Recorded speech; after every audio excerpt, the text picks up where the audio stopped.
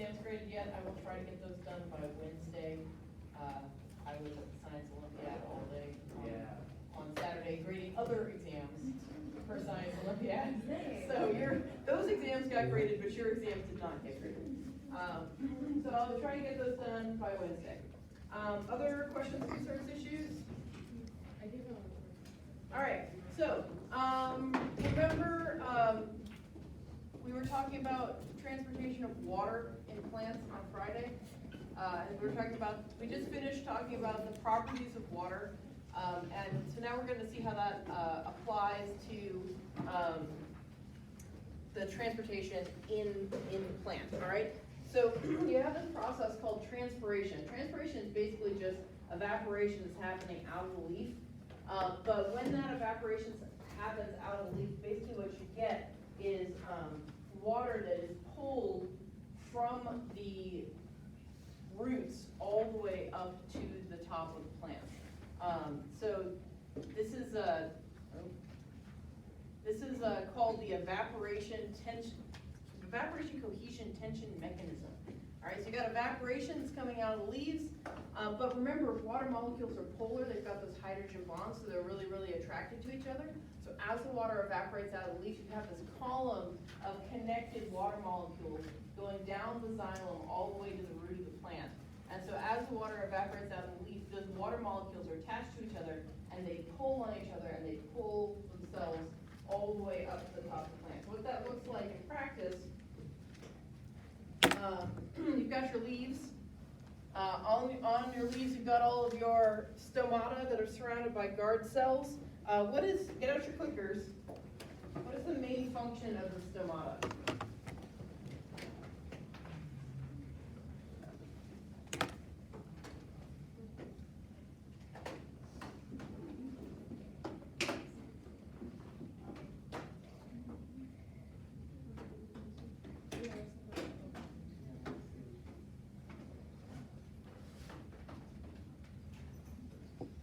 Click in if you haven't clicked. 21.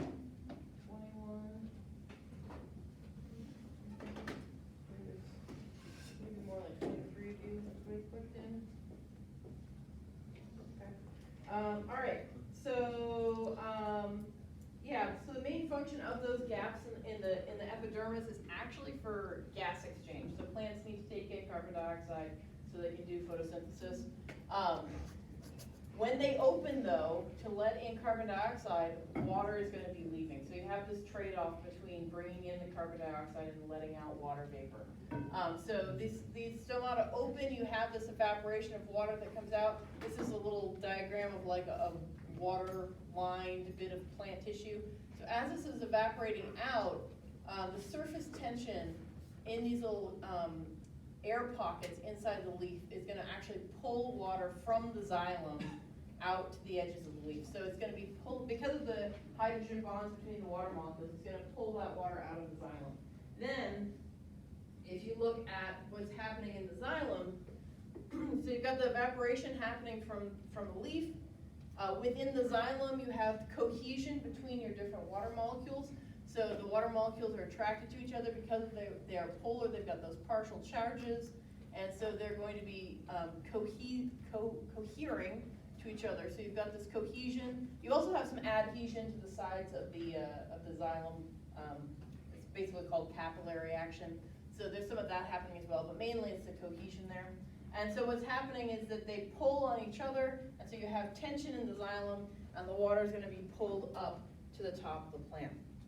Has anybody ever does anybody know that when you get a bouquet of flowers, you're supposed to cut the stems underwater and then put them into the vase, makes them last longer? What's that? Yeah. The reason that you do that is to keep air bubbles from getting into the xylem. Because if you have an air bubble in your xylem, then this mechanism no longer works because you don't have the cohesion of the water molecules. And so your flowers won't last as long because they are unable to draw up water efficiently all the way up to the top of the flower. So this is exactly what the mechanism is called, evaporation, that's a good word. Evaporation, wow, I can't say it today. Evaporation, cohesion, tension mechanism. So so that's the process that brings that water up from the root to leaf. Any questions about that process? All right, so let's do a talk to your neighbor. Think about where energy is being used in this process of taking in water and moving it throughout the plant. Think about where energy is being used, and you can chat with your neighbor about that.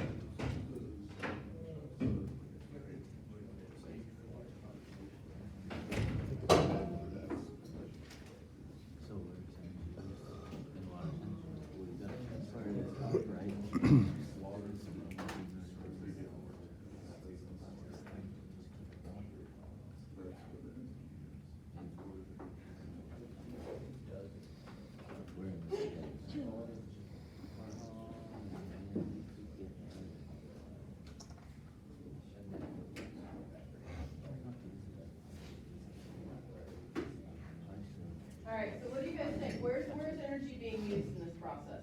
Tension. Actually, that's just a property of water molecules. They're just attracted to each other. So there's nothing, so what's causing that tension to occur? What did you say? Did you say steam? Yeah. Okay, so you're talking about the evaporation at the top, right? So in order for water to go from a liquid to a gas, that does take energy. So evaporation takes energy. Where is that energy coming from for the evaporation? The leaves? Is the plant contributing the energy to make the Oh. water evaporate? No. Where do you think it comes from? Sunlight. So it's actually solar energy. So it's the solar energy or heat in the atmosphere that causes that water to evaporate. So the plant actually does not have to contribute any energy to make that water evaporate. Where else are we using energy? Or we, the plant? Where else is the energy required? How does the water get into the root? You have to think back to Friday. How's water getting into the root? Fine root area? Diffusion. What osmosis, but what's causing the osmosis to happen? Why was there that osmotic gradient that caused the water to move in? Anyone remember? Something that the endodermal cells were doing? Something with energy, I'm gonna guess? Yes. Okay, so what else is in the soil aside from water that the plant wants? Minerals and stuff, Nutrients. right? So how does the plant get those minerals? Active transport. So you have active transport of those compounds that are in the soil into the root. That causes a high concentration of dissolved stuff in the root, which causes osmosis to occur. So osmosis doesn't use energy, but the active transport of the compounds that causes osmosis to happen, that requires energy. Okay? Where does the energy for the active transport of those compounds come from? Is it coming from the sun? Well, I mean, indirectly it's coming from the sun, but it's coming from the plant. So the plant has to spend energy to actively transport those compounds into the root so that osmosis will happen. And so that's the only place where the plant is actually spending energy. Maybe my thing is done. There we go. So you have active transport that gets the solutes into the root. You have solar energy that's evaporating water from the leaves. Everything else in this process, I'm out of batteries. Everything else in this process is actually free. So the cohesion between the water molecules is free. The tension is free. So the only place that the plant is actually spending any energy to do water transport is in the active transport of those solutes into the root. It's getting all of the other energy for the evaporation from the sun, and so it's a very, very low cost way to transport things around the body of the plant. That make sense? Any questions about water transport in general before we move on to another topic? Okay. All right, so let's go back to the leaves for a second and talk about those stomata again. So remember, those stomata are the gaps within the epidermis that allow for gas exchange. They also allow water evaporation. So there's a trade-off there. Oftentimes plants if they're in a low water environment, they may not want to open the stomata because they're gonna lose too much water. But they also have to open the stomata at some point in time because they gotta get carbon dioxide in so that they can make sugar. So it's a real trade-off for these plants. They actually can control whether the stomata are open or closed with the guard cells. These cells on the outside, these are called guard cells. So the gap is the stomata, these are the guard cells. So this is, for example, is a closed stoma. These ones are open, you can see that there's a gap there. And the plant can control whether those guard cells are opening or closing the stomata. And the way that they do that is actually through active transport again. So the plant can actively transport dissolved things, dissolved stuff, solutes, as we like to say, solutes in and out of these guard cells. So when they want the guard cell to be open, they'll actively transport these solutes into the guard cell. If you have a high concentration of dissolved stuff, what do you have a low concentration of? Water. So water's gonna move from an area of high water concentration to an area of low water concentration. So when you actively move solutes into the guard cells, water is gonna follow because of osmosis. That's gonna cause these guard cells to swell, and that will actually open the stomata, okay? When the plant wants to close the stomata, it can transport those solutes back out of the cell. That causes a low water concentration in the cell, high water concentration out of the cell. I said it backwards. High water concentration in the cell, low water concentration out of the cell. Osmosis then will move the water out of the cell, these cells shrink, and then the stomata closes. Yes? Are they only moving the water out? No, the plant's not moving the water at all. You cannot actively transport water. The plant is moving the solutes, the dissolved stuff. And with that, The water follows the dissolved stuff because of osmosis. okay. Yeah, that makes sense? Okay. So the plant can control whether the stomata are open or closed depending on the environment, depending on whether they have enough water or whether they're water stressed or how hot it is or whatever factors might influence these things. So there are a couple, but of course they do need to open them sometimes to get that carbon dioxide. And there's actually a few different ways that plants can deal with that trade-off between carbon dioxide and water loss. Your book goes into a lot more detail on these different photosynthesis strategies than I'm gonna require you to know. We're just gonna talk about it very generally, and so you can understand when you might use these different photosynthesis strategies. Don't stress yourselves too much about Rubisco and a whole bunch of other things that are all the different compounds and chemicals and whatnot. We're just gonna talk about this kind of generally because I'm not assuming that you guys have a lot of cellular biology or chemistry yet. What normal plants do, which are sometimes called C3 plants, your average plant, they're gonna just take carbon dioxide, they're gonna open their stomata, take carbon dioxide in when it's sunny, they go through photosynthesis, this Calvin cycle, that's the main part of photosynthesis here. So this requires sunlight and it produces glucose. So a plant with plenty of water, access to water, will just open its stomata when it wants to photosynthesize, taking carbon dioxide. If you have plenty of water, it's okay to lose some water. So, if you're thinking about a plant in a tropical location, they're probably gonna be, or like a rainy tropical location, they're mostly gonna be these C3 plants. You just open your stomata, you lose some water, that's okay, you take in some carbon dioxide, you go through photosynthesis, you turn it into glucose, you're good to go, right? So if you're not water stressed, this is the most efficient way to photosynthesize. If you are in an environment where water is a limiting factor, so you don't have access to an unlimited supply of water, some plants have adaptations that allow them to reduce the amount of water that they are going to lose in order to perform photosynthesis by allowing them to have their stomata open for a shorter period of time or a different period of time. So a C4 plant,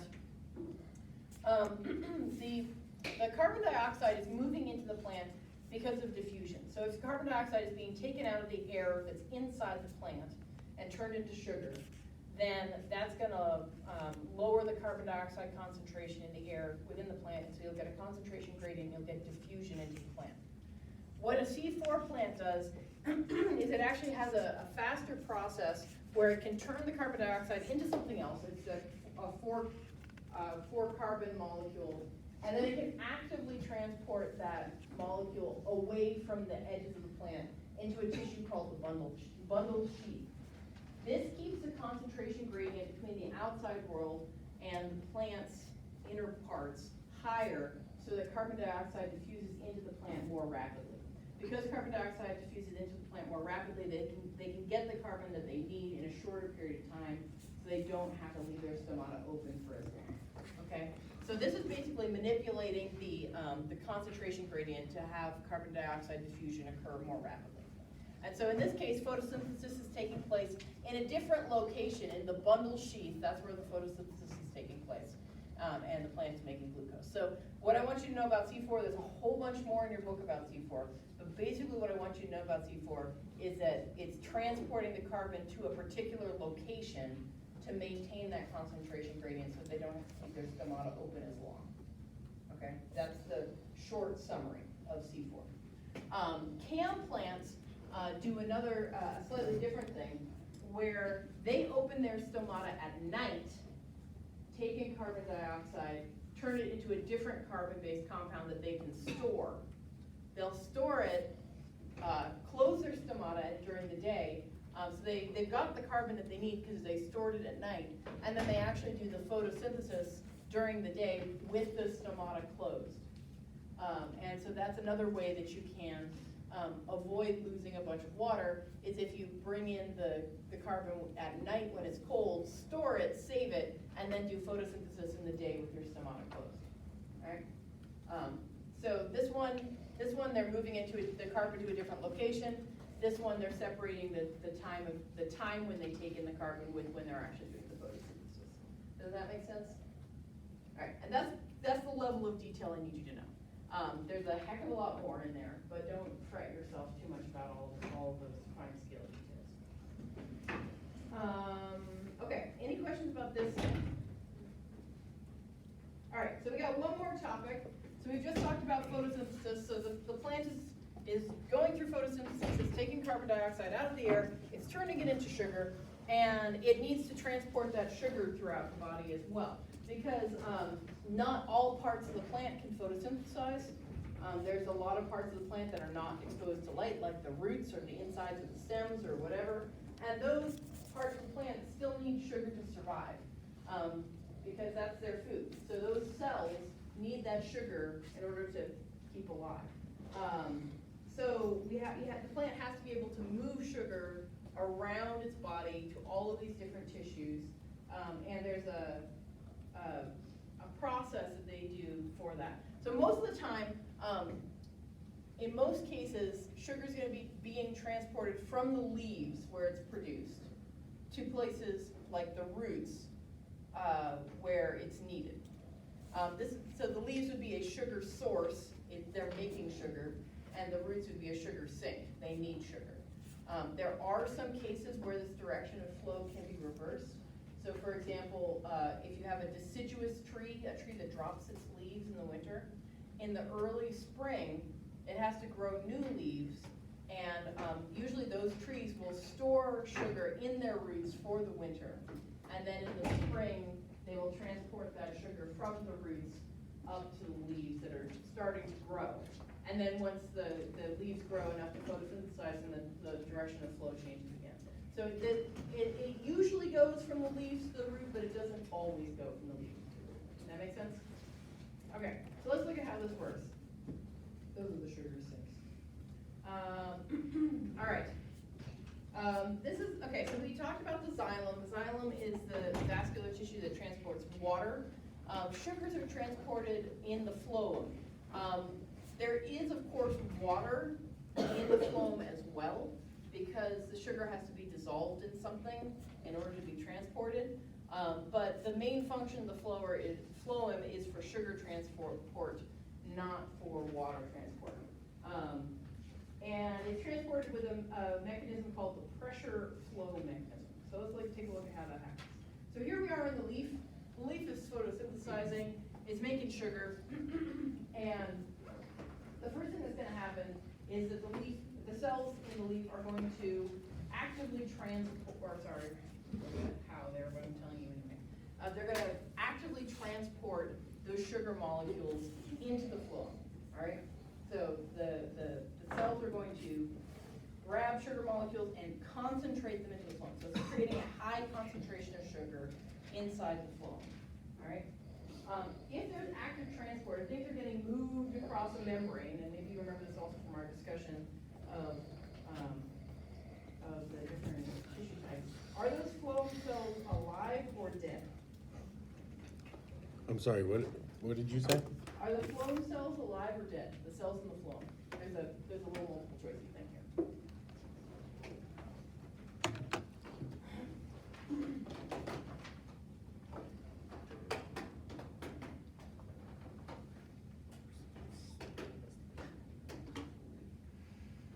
All right, click it if you haven't clicked.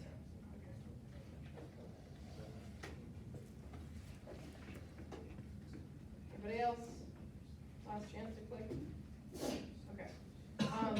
So the phloem cells, in contrast to the xylem cells are dead at maturity. Phloem cells are still alive. In order to actively transport that sugar, they have to be alive because they have to maintain a cell membrane and have those enzymatic processes and cellular processes that will allow for active transport. So xylem, once the water gets into the xylem, it's just moving around because it's water. But the phloem, you have to have this active transport of sugars to concentrate the sugar. So the phloem cells have to be alive. All right, so you've got this concentration of sugar. So you have a high concentration of sugar in here. What's going to happen to water if you have a high concentration of sugar in there? It's going to diffuse, and which way is it going to go? It's going to go in. So remember, high concentration of dissolved stuff means low concentration of water. Water is going to go from an area of high concentration to an area of low concentration, so you're going to have osmosis, and water is going to move into those cells. So active transport of the sugars, and then passive osmosis of water following that sugar into the cell.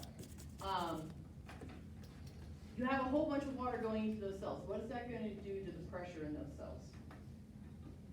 It's going to build it up. So you're going to have really, really high pressure in those cells because water is going to keep on moving into the cell. So you have really, really high pressure in the phloem at the leaf or whatever source of sugars that you're looking at, okay? All right, high pressure at the leaf. Now we're going to go down and we're going to look at the root or fruit or whatever other sink that you're interested in. The opposite process is happening in the sink. So in wherever the sugar is needed, instead of actively transporting sugar into the phloem, the plant will actively transport sugar out of the phloem into the surrounding tissues that need that sugar. Okay? So you have active transport out of the phloem into the surrounding tissue. So then water is going to do the same thing. When you actively transport the sugar here, that's going to make the concentration of water higher here, lower here, and so water is going to follow by osmosis. What's that going to do to the pressure in the phloem here? It's going to have a low pressure, all right? So now you've got low pressure at the sink. So you've got high pressure in the phloem at the leaf, low pressure in the phloem at the sink, whatever sink you're looking at. What's going to happen to the liquid in the phloem if you have high pressure in one area and low pressure in the other? It's going to flow, right? Because that's what happens with water. If you turn on your faucet, you've got high pressure in your pipes, you have low pressure at the faucet, and the water flows out of the faucet. Like, it's the same process. So you have high pressure in one area of the plant, low pressure in the other area of the plant because of the osmosis, and that's going to lead to that pressure flow mechanism. So you have high pressure wherever sugar is being actively transported into the phloem, low pressure wherever sugar is being actively transported out of the phloem, and so you'll have flow of that sugar mixture from one location to another, okay? Where's energy being used here? The active transport. So at both the source and the sink, you're using energy to actively transport that sugar in or out of the phloem. So that's the only place that energy is being used. That flow from high pressure to low pressure, that's something it's just physics. It doesn't cost the plant any energy to do that. So again, this is a pretty efficient way to move things around the body. Any questions about that or anything before we move on to a completely different topic? I think this is my last slide at this point. Okay, all right. So we are now moving on to a couple of lectures on plant reproduction. Breaking this chapter down into two chunks.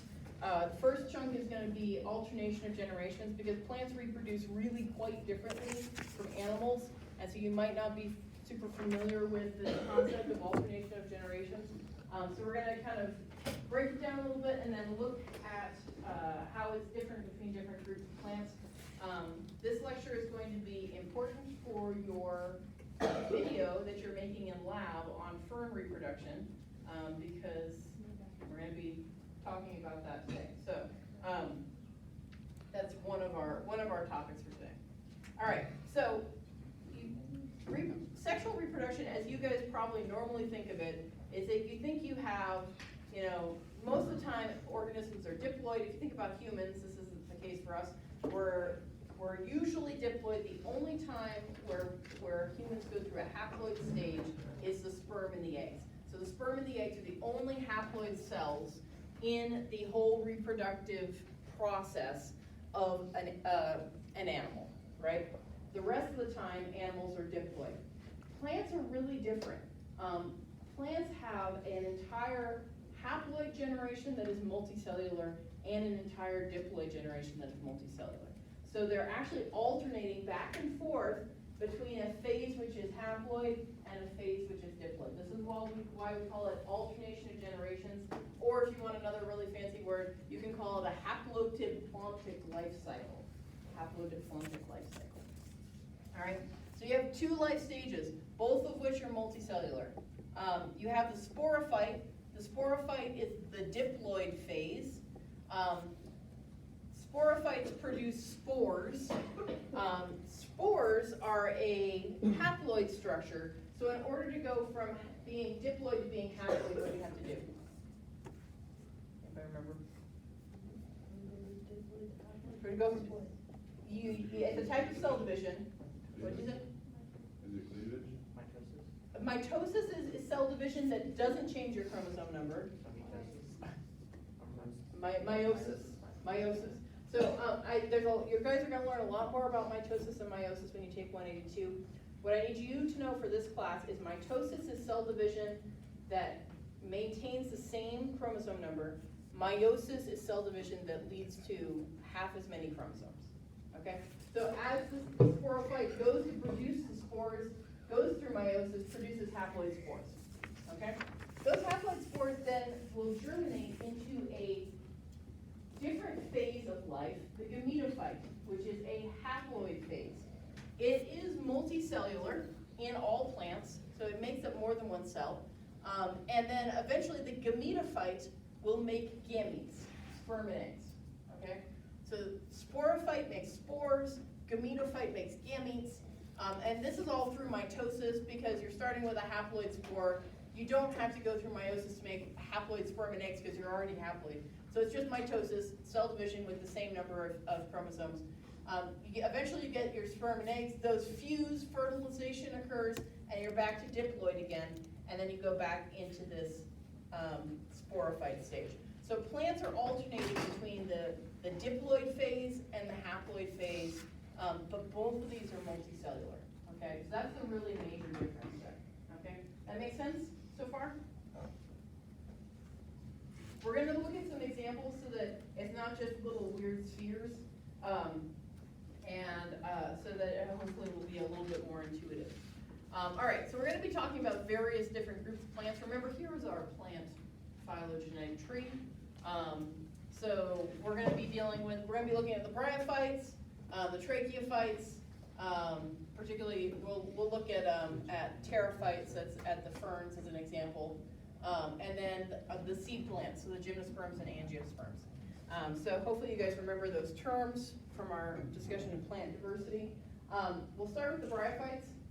We got a clicker question here. Bryophytes, what kind of a group are bryophytes? What kind of a phylogenetic group based on this tree?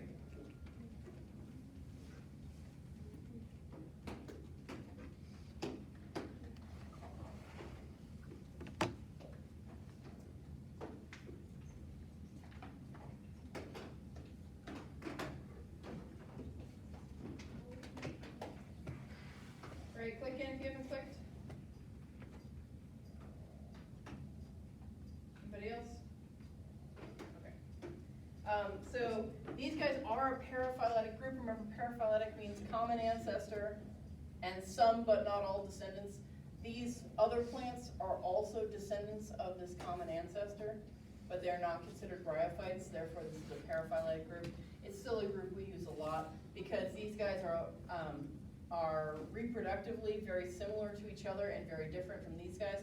We're going to focus today on reproduction in mosses. So we're not going to worry too much about liverworts or hornworts, but their reproduction is very similar to mosses. So we're going to use mosses as our example for the bryophytes.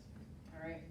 All right. So bryophytes and the rest of the vascular plants are really, really different from each other, which is why we kind of still use bryophyte as a category, even though it's a paraphyletic group.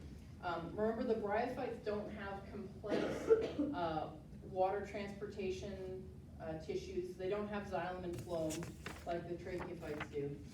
In the bryophytes, the green thing that you're looking at is actually the gametophyte. So the gametophyte is the dominant generation. In the rest of the plants, all of the vascular plants, the sporophyte is the dominant generation. So you'll see what that looks like in just a second.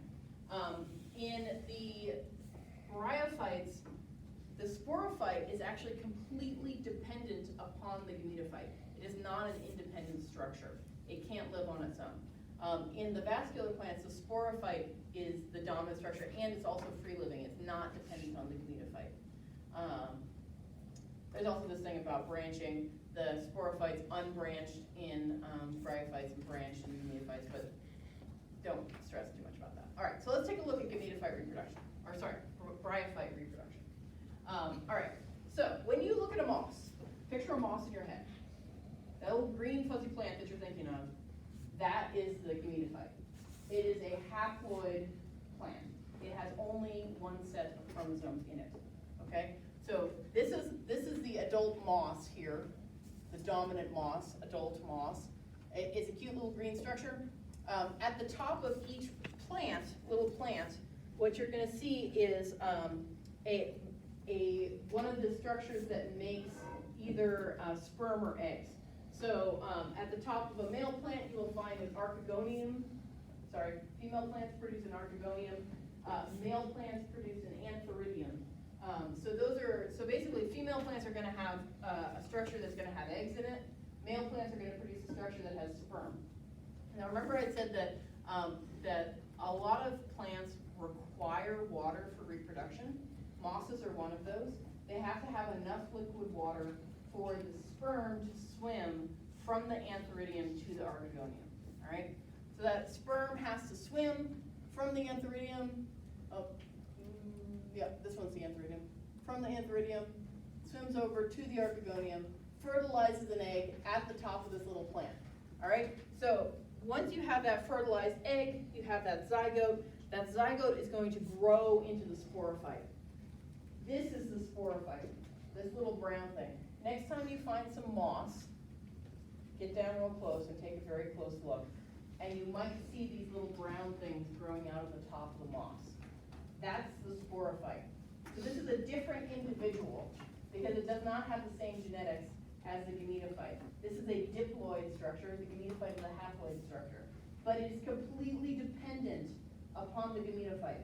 The mature sporophyte cannot photosynthesize. It's reliant on the gametophyte for its food. So it grows up, at the top it's got this little sporangia, that's gonna produce spores. Meiosis is gonna happen in there. You're gonna produce those haploid spores. Those haploid spores are gonna germinate and grow back into gametophytes. Okay, that makes sense so far? Questions about that? Huh? We're gonna talk about ferns in a little bit. So yeah, so the important thing to remember here is that the larger portion of the cycle is the gametophyte, it is haploid. The smaller portion is a sporophyte, it is diploid, it is completely dependent on the gametophyte, okay? So gametophytes make gametes, sporophytes make spores. That's true regardless of what kind of plant we're talking about. Okay. All right, any other questions about bryophytes before we move on to a new topic? All right, so we're gonna move on to the tracheophytes. Tracheophytes, remember you have your seedless vascular plants and your seed plants. So seed plants are over here, they're a monophyletic group. The seedless vascular plants, again, are not monophyletic because your lycophytes are more distantly related than like your ferns and things. Again, we're gonna focus, for the seedless vascular plants, we're gonna take one example, we're gonna look at ferns.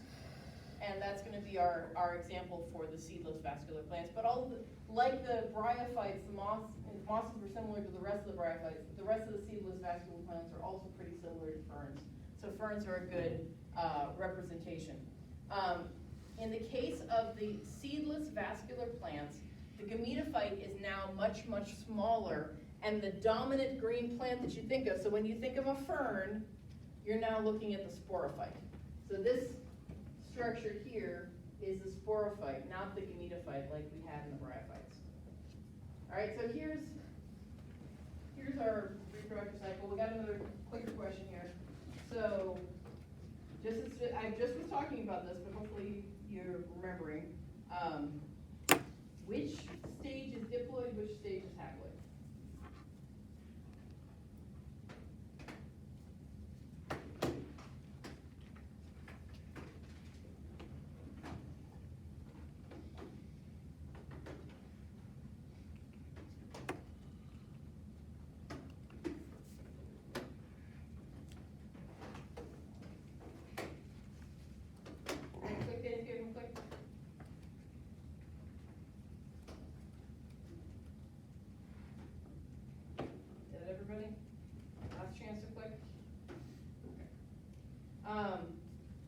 So in all plants, the gametophyte is always haploid, the sporophyte is always diploid, okay?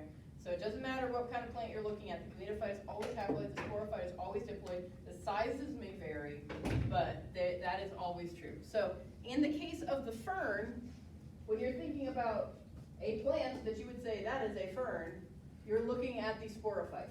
The sporophyte makes spores.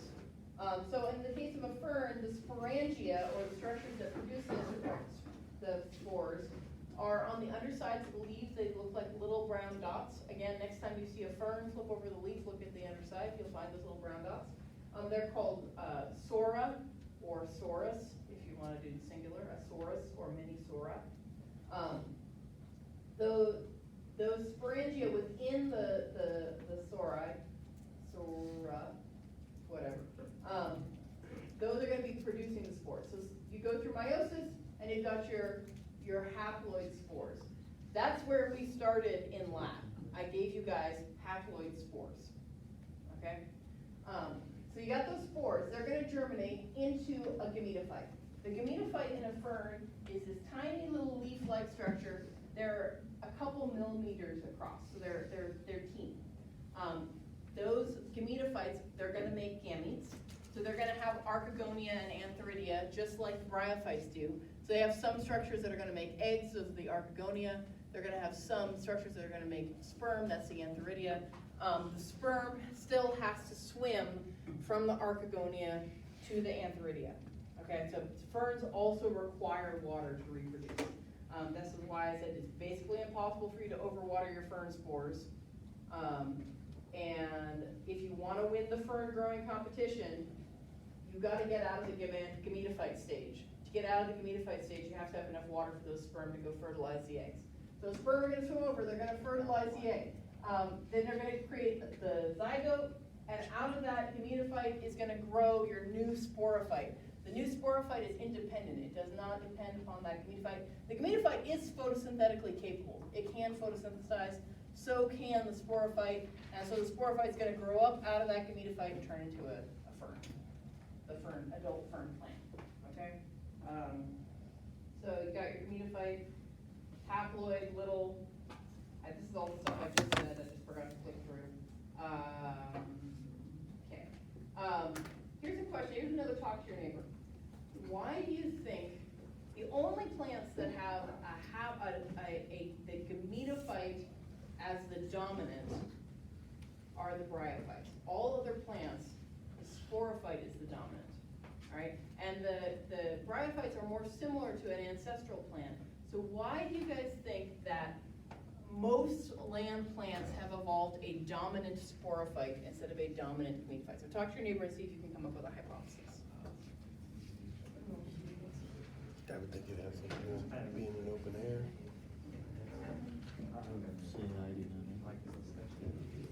What do y'all think? Neighbor? What do you think? If I'm being honest, I have no fucking clue.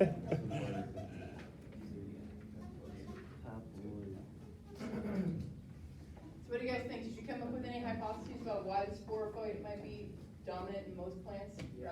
Like what? In bryophytes, the gametophytes are the larger photosynthetic portions, but in these tracheophytes, the sporophytes are the bigger. Yes, but why?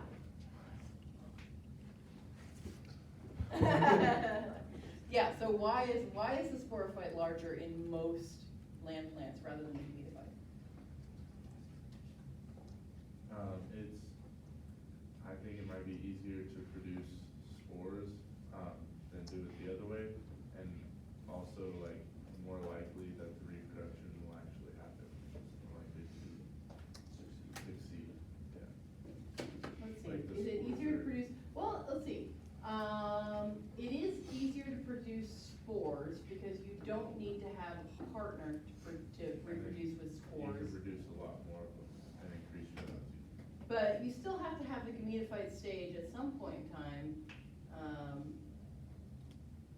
Okay, so what's the difference, what is one of the major differences between the sporophyte stage and the gametophyte stage? Genetic. One's haploid, one's diploid. One's haploid, which one's haploid? The Gametophyte. gametophyte is haploid, the sporophyte is diploid. Okay. What do we know about living on land versus living in the water? In terms of, Living on land. You have to produce an open it air. is hard to live on land. What is one of the dangers of being on land? You're exposed. To?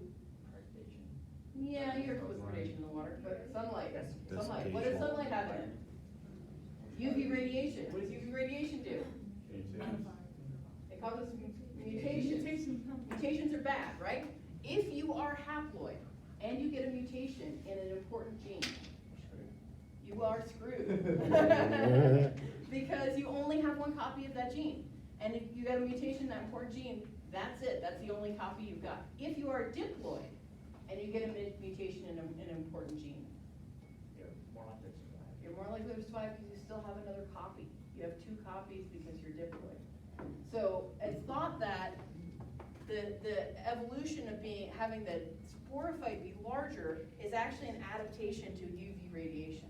So if you're diploid, and you get a mutation, you're more likely to continue to survive versus if you're haploid. All right, so let's move on to seed plants real quick. Seed plants have a huge advantage over the seedless vascular plants and the bryophytes.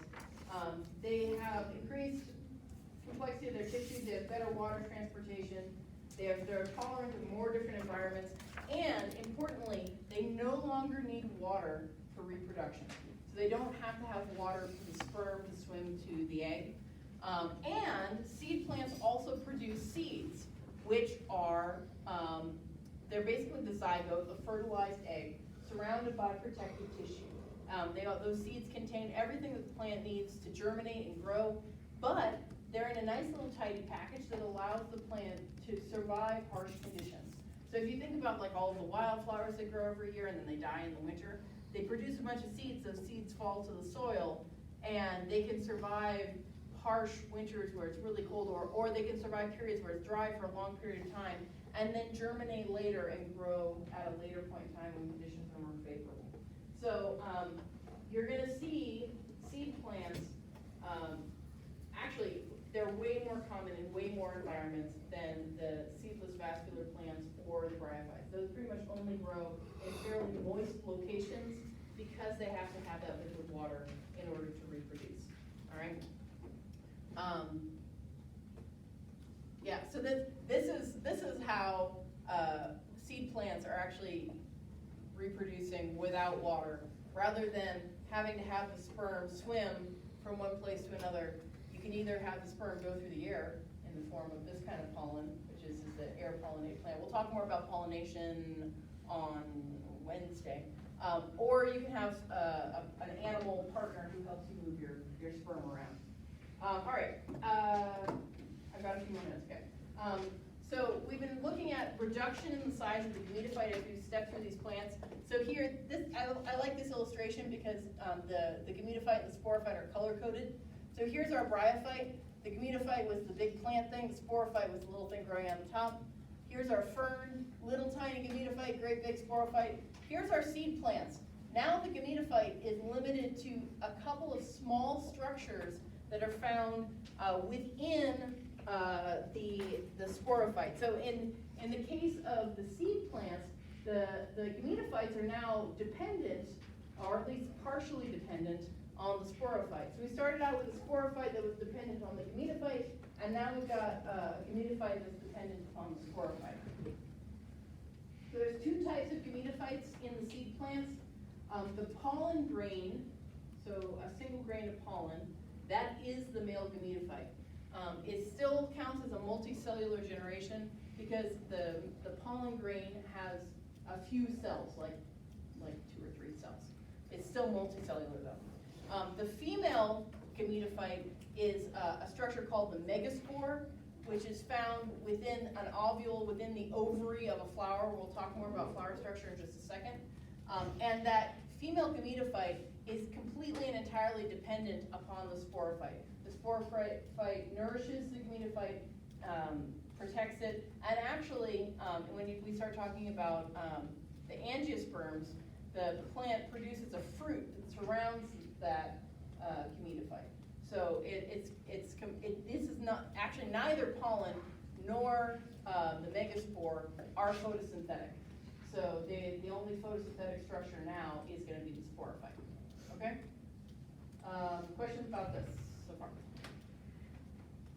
All right. So remembering we have these 2 major divisions of the seed plants.